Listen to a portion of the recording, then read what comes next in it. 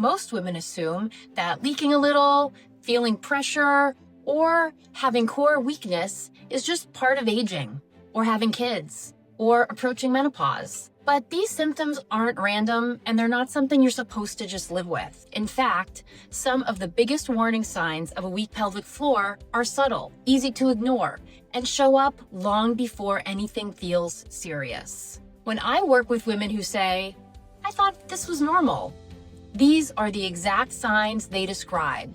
So let's walk through my 7 quiet signals your body may be sending you, letting you know you need to take care of your pelvic floor. First, you leak when you laugh, cough, sneeze, exercise. If you're leaking even just a little during walks, workouts, everyday movements, that is your pelvic floor asking for support. This is common, but it is not normal or healthy. Number 2, you feel a lot of heaviness or pressure down in the bottom of your pelvis, especially while standing, exercising, or maybe you're just tired at the end of a long day. It's a big sign that your pelvic floor isn't supporting your organs well and that everything is sliding downwards. Number 3, you don't feel empty after going to the bathroom.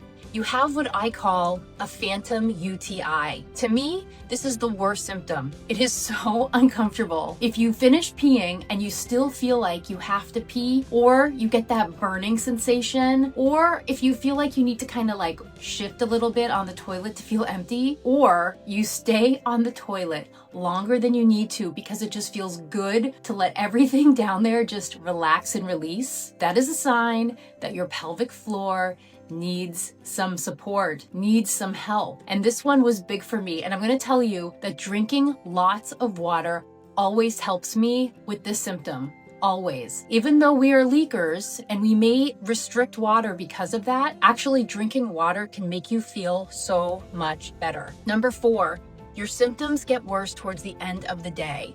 Maybe you feel great in the morning, but then as the day goes on, you get more and more uncomfortable.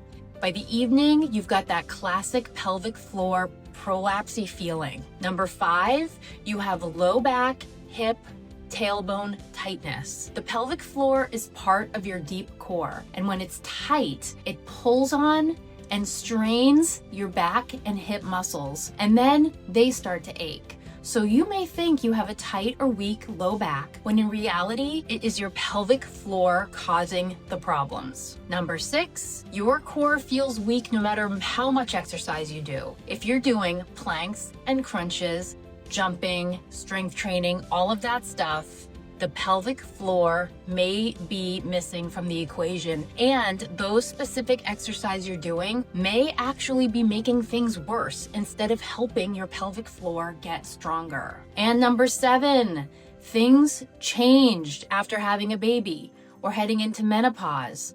Hormonal changes, pregnancies, chronic stress, chronic bad posture, pushing through, quietly wreck your pelvic floor. It can take years. In some countries, women are automatically referred to pelvic floor therapy just weeks after giving birth because they know how important it is to get everything healed up and working well, because this can create a huge problem for women as we get older. All this to say, all women have pelvic floor dysfunction, almost. So many don't know it. Their symptoms don't always seem to point to that unless you're in the know. And so many women go for years and years with several of these symptoms, but they don't do anything about it. Or they try to treat the acute situation, the immediate issue, like the back pain or the UTI, without realizing that the pelvic floor is the issue, so their symptoms keep coming back. If you want to learn more about pelvic floor and prolapse, how to fix it without surgery, I would love it if you'd subscribe to my channel. My name is Jumelia. I've been a certified personal trainer for 25 years. I earned my master's degree in athletic training. I'm an avid athlete. I've trained for multiple marathons, half marathons. I've done a half Ironman. I've done ultra open water swims up to 9 miles. And 2 years years ago, I started showing obvious signs of prolapse, and I've spent the last 2 years learning and rehabbing, so I could mostly keep doing all the things I love. If you've enjoyed this video and maybe you're looking for a great place to get started in rehabbing your pelvic floor or prolapse, here I'm leaving you a video on breathing, the perfect place to begin. Breathing is step 1 in strengthening the pelvic floor. Thank you so much for stopping by, and I will see you in the next video.